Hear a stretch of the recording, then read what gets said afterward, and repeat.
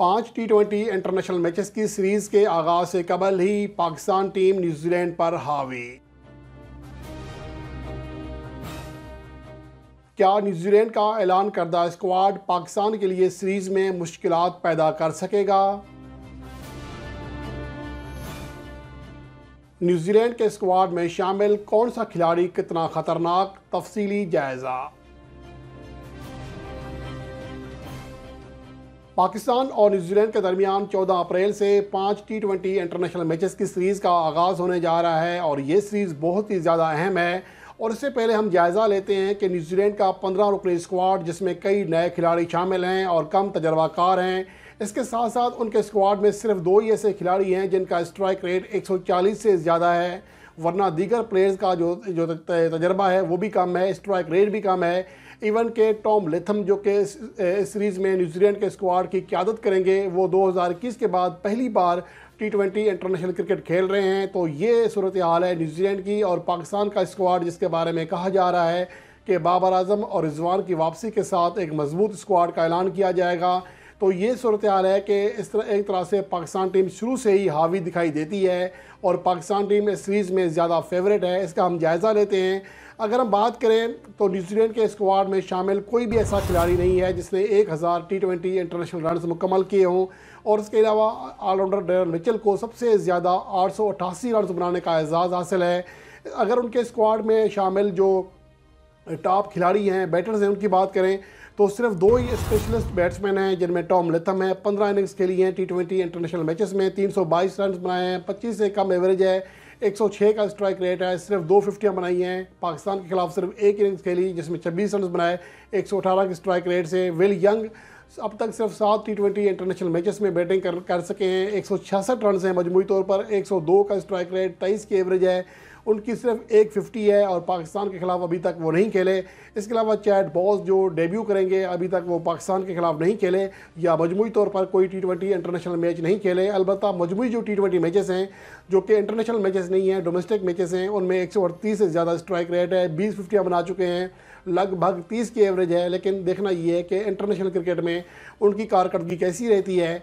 उनके स्क्वाड में 6 ऑलराउंडर्स भी शामिल हैं, जिनमें डेरल मिचेल सबसे तजर्बाकार हैं। 44 मैचेस खेले हैं, 888 रन बनाए हैं, 140 का स्ट्राइक रेट है और ये दूसरा बेहतरीन स्ट्राइक रेट है मौजूदा कीवी स्क्वाड में। 8 विकेट हासिल कर चुके हैं, लेकिन उनका जो रन इकोनॉमी रेट है, रन देने की जो रफ्तार है वो ज़्यादा है, लगभग फ़ी ओवर 10 रन देते हैं।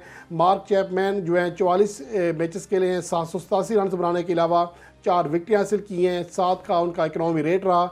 जेम्स रिशम जो कि पेशावर ज़ल्मी के लिए खेले थे पाकिस्तान सुपर लीग 2023 में, वो नुमाया किरदार अदा कर सकते हैं। सबसे ज़्यादा 60 मैचेस खेलने का तजर्बा रखते हैं, 688 रन बनाने के साथ साथ 159.62 का उनका स्ट्राइक रेट है, जो कि मौजूदा कीवी स्क्वाड में किसी भी खिलाड़ी का सबसे ज़्यादा स्ट्राइक रेट है।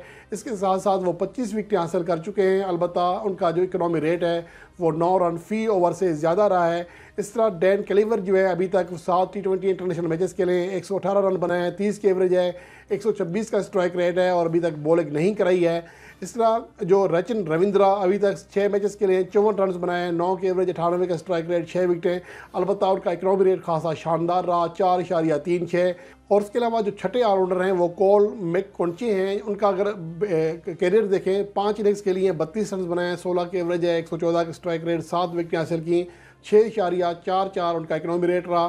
तो उनके ऑलराउंडर्स में या बैटर्स में मां सवाए 2 खिलाड़ियों के कोई भी ऐसा नहीं है जिसका स्ट्राइक रेट 140 से ज़्यादा रहा हो। तो यूँ न्यूजीलैंड को सख्त मुश्किलात का सामना करना पड़ सकता है। लेकिन इसके साथ साथ पाकिस्तान टीम इस हवाले से भी मशहूर है कि जो खिलाड़ी पूरे कैरियर में किसी के खिलाफ परफॉर्म नहीं करते, पाकिस्तान टीम उनको हीरो बना देती है। अब देखना ये है कि इस सीरीज़ में न्यूजीलैंड का कौन सा खिलाड़ी हीरो बनता है। अगर बॉलर्स की उनकी बात करें, मजमूई तौर पर उनके 6 बॉलर्स हैं स्क्वाड में, जिनमें एश सोडी सबसे ज़्यादा तजर्बाकार हैं। 91 मैचेस के लिए 114 विकेट हासिल की हैं, 22 की एवरेज है, 8 का इकोनॉमी रेट, 3 बार इनिंग्स में 4 विकेट हासिल कर चुके हैं। एडम मिलने का नुमाया किरदार हो सकता है, 35 मैचों में 36 विकेट हासिल की हैं, लेकिन ये कोई आउट क्लास कारकर्दगी नहीं है। अलबत्ता 26 की एवरेज है, 8 रन फ़ी ओवर से कम उनका इकोनॉमी रेट रहा। इसके अलावा ब्लैड टेक्नर जो है, उनकी 17 मैचों में 16 विकेटें हैं, 31 की एवरेज है, लगभग 9.5 रन फ़ी ओवर उनका इकोनॉमी रेट रहा, नुमाया कारकर्दगी नहीं है। मैट हेनरी टेस्ट और वनडे फॉर्मेट के तजर्बाकार खिलाड़ी हैं, लेकिन अभी तक वो सिर्फ 6 T20 इंटरनेशनल मैचेस खेले हैं, 7 विकेटें हासिल की हैं। उसके अलावा बेंजामिन लिस्टर सिर्फ 1 मैच खेले हैं, कोई विकेट हासिल नहीं कर सके, जबकि हेनरी शिपले अपने कैरियर का आगाज़ करेंगे। जबकि मजमूई तौर पर जो 31 लीग मैचेस खेले हैं या डोमेस्टिक मैचेस खेले हैं, उनमें वो उनकी कारकर्दगी ये रही है कि 31 विकेटें हासिल कर सके हैं। इस तरह अगर न्यूजीलैंड के स्क्वाड का एशिया में रिकॉर्ड देखें तो कोई ज़्यादा उनका रिकॉर्ड अच्छा नहीं है। टॉम लेथम ने यहाँ पर 9 मैचेस के लिए 248 रन बनाए हैं, बड़ी कारकर्दगी नहीं है। 106 का स्ट्राइक रेट, अलबत्ता 35 से ज़्यादा एवरेज है। विल यंग ने 5 मैचेस के लिए सिर्फ 99 रन बनाए हैं, कोई 50 शामिल नहीं है। 20 से कम एवरेज है और 86 का स्ट्राइक रेट है। और चैट बॉ जो कि डेब्यू करेंगे, उनका तो अभी कैरियर का आगाज़ ही नहीं हुआ।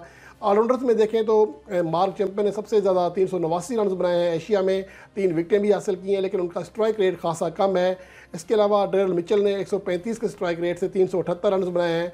जेन निशम का रिकॉर्ड भी एशिया में ज़्यादा अच्छा नहीं रहा, 9 विकेटें ज़रूर हासिल की हैं 13 मैचों में, लेकिन सिर्फ 112 रन बनाए हैं, 125 का स्ट्राइक रेट है। इस तरह बाकी खिलाड़ियों को अगर आप स्क्रीन पर देख सकते हैं तो बॉलर्स में सिर्फ और सिर्फ एच सोडी ऐसे हैं जो कि 11 से ज़्यादा विकेट हासिल कर चुके हैं। ये उनका स्क्वाड है। एच सोडी ने एशिया में मजमूई तौर पर 25 मैचेस खेले हैं, 30 विकेट हासिल की हैं, 3.18 की बेस्ट कारकर्दगी शामिल है और 22 की एवरेज है, 7.62 उनका इकनॉमी रेट रहा। यूँ अगर बात की जाए न्यूजीलैंड का, अगर उनकी बैटिंग लाइन देखी जाए तो ज़्यादा कारगर साबित नहीं होती। उनका जो खिलाड़ी है, जो स्क्वाड है, वो ज़्यादा मजबूत नहीं है। इस बार उनका तजर्बा भी नहीं है और एशिया में ज़ाहिर है कि वो पहली बार पाकिस्तान में पहली बार बहुत सारे खिलाड़ी खेल रहे हैं, तो इसके साथ साथ उनका एशिया में तजर्बा बहुत कम है। कुछ ऐसे खिलाड़ी हैं जिन्होंने बांग्लादेश का टूर किया। बांग्लादेश की जो टीम है और उनकी जो कंडीशंस हैं वो पाकिस्तान से यकसर मुख्तलिफ है। पाकिस्तान टीम निस्बतन ज़्यादा स्ट्रॉन्ग टीम है, बैटिंग के लिहाज से भी, बॉलिंग के लिहाज से भी। ख़ास तौर पर बॉलिंग के लिहाज से पाकिस्तान के पास कई सुपरस्टार्स शामिल हैं, जैसा कि आपने गुज़िश्ता सीरीज़ में देखा कि शाहीन शाह अफरीदी नहीं थे, हारिस रऊफ़ नहीं थे। इसके अलावा जो पाकिस्तान के मेन बॉलर हैं, कोई भी नहीं, टॉप बॉलर नहीं था, लेकिन इसके बावजूद पाकिस्तान ने शानदार बॉलिंग कारकर्दगी का मुजाहरा किया।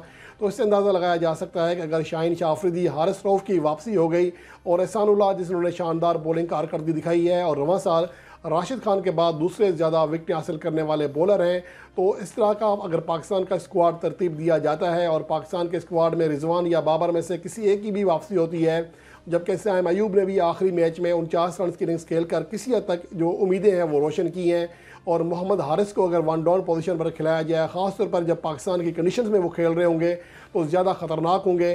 तो ये पाकिस्तान का स्क्वाड होगा और उम्मीद यही है कि इसके हवाले से मैं बता चुका हूँ कि 15 रुकनी जो बेस्ट स्क्वाड है पाकिस्तान का, वो किन किन खिलाड़ियों पर मुश्तमिल होना चाहिए। इसके हवाले से बहुत ज़्यादा आपके व्यूज़ भी आए हैं, आपके कमेंट्स भी आ रहे हैं, तो ये अच्छी चीज़ है। उसके अलावा आप देख सकते हैं कि उसमें हमने कारकर्दगी का जायज़ा लिया है कि कारकर्दगी के अतबार से कौन सा खिलाड़ी किस पोजीशन के लिए सबसे ज़्यादा बेस्ट है।